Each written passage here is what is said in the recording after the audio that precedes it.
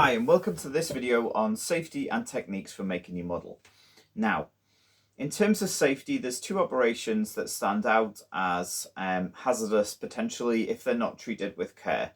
So that is cutting and gluing. So to cut, we're going to use the Forever Sharp carving knife. And this is as hazardous as a carving knife is that you would use in a kitchen. So if there are potentially children, pets, people who shouldn't be able to get access to this, please make sure that you only bring the knife out during making your mannequin and that you've got supervision of it and that no one else can get access to your workspace.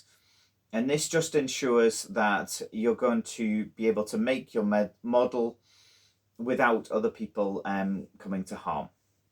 So, in terms of the cutting process, what I would suggest is if you have a light, so a lamp would be good, an angle poised lamp, you can shed this on the area where you are going to cut. What we're going to do is put the cardboard edging over the edge of a workbench, table or desk, and we're going to cut on the side of the desk. Now, I haven't found that clamps are necessary or very useful in terms of cutting. I have been able to cut all of the cuts for this model without having to use a clamp. If you still want to use one, that's okay. So, in order to make it safe, what we can do is mark up using a thick black felt tip pen the cutting line of where you want to cut. And once you've done this a few times, you should be able to do this just by eye, the marking up point. We're then going to take the cardboard edging and place it like this so that it's got a flat on the bottom and one side is sticking up vertically. And what that means is that I can see from my side the cutting line very clearly. You won't be able to see it because it's on this side.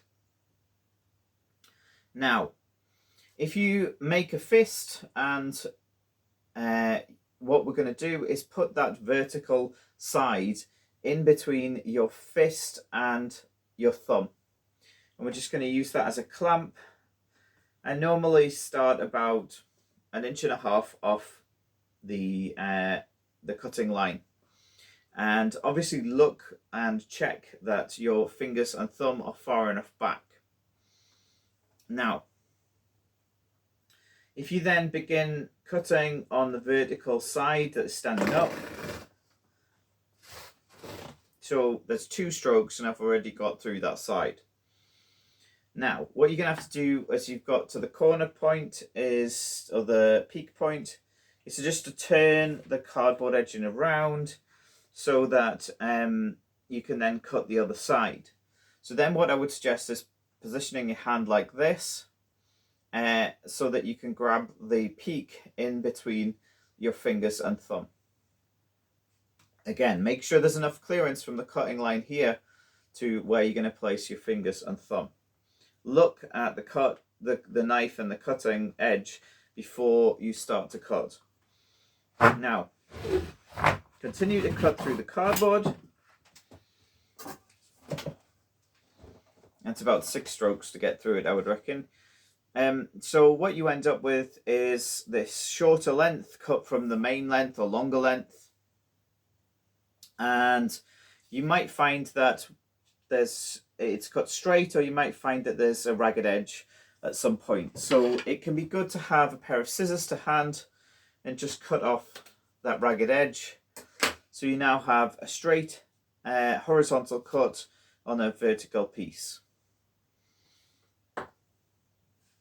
So when you have a template like this, what you can do is use that to make more of the same. So just place it on top of the length that you have remaining and just mark it up again. And straight away you can cut again.